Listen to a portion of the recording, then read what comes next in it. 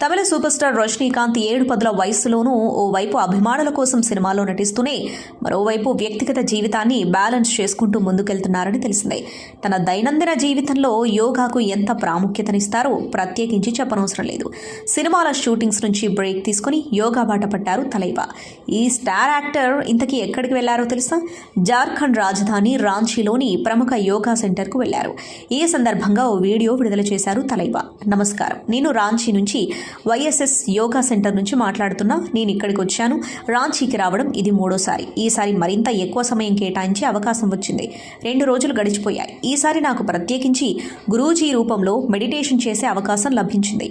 ఇక్కడికి వచ్చిన అనుభూతి ఎలా ఉందో మాటల్లో చెప్పలేను. అలాంటి వైబ్రేషన్ అనుభూతి పొందాను.